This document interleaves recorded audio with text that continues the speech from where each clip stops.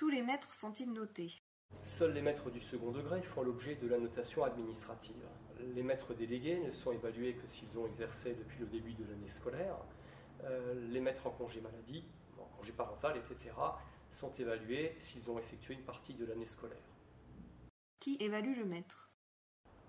Le chef d'établissement, en tant que supérieur administratif du maître, propose une note et des appréciations qui seront ensuite validées par le recteur, sauf éventuellement en cas de demande de révision de notation.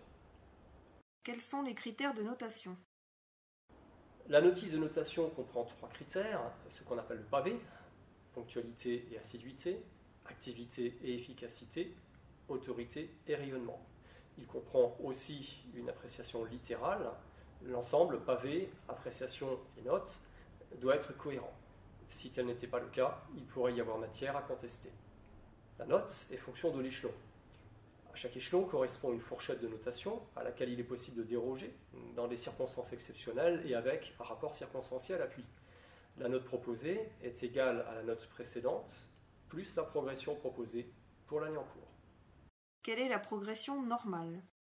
Sauf circonstances exceptionnelles, la progression est limitée à plus 0,5 points par an pour une note inférieure ou égale à 39, à plus 0,1 point au-delà.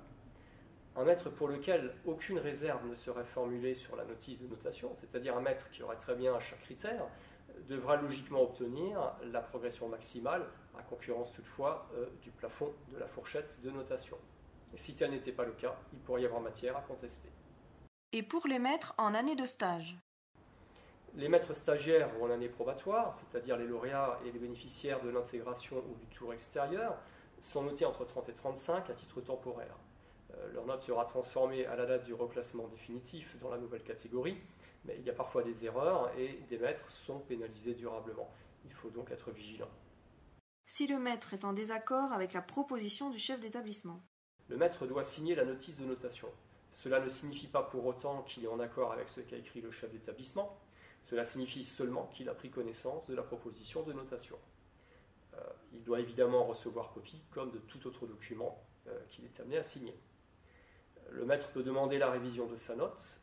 Cette demande sera étudiée par la CCMA si elle est formulée dans les délais. Il faut veiller à porter la mention « Je conteste » dans la case d'observation de la notice de notation.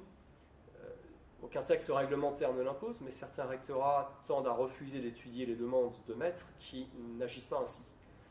Cette mention doit être complétée par une demande écrite adressée au recteur, transmise sous couvert du chef d'établissement, expliquant la nature de la demande et apportant tout élément étayant la demande du maître.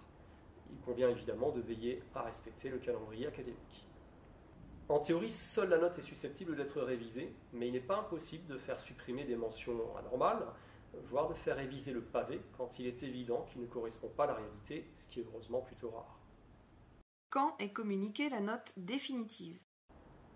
La note qui figure sur la notice de notation présentée au maître est une proposition formulée par le chef d'établissement. La note du maître est la note qui sera arrêtée par le recteur ultérieurement et qui lui sera communiquée généralement fin octobre, début novembre. Entrez. Ah bonjour Monsieur Martin. Bonjour Monsieur le Directeur. Vous allez bien? Je vous remercie. Eh bien, asseyez-vous s'il vous plaît.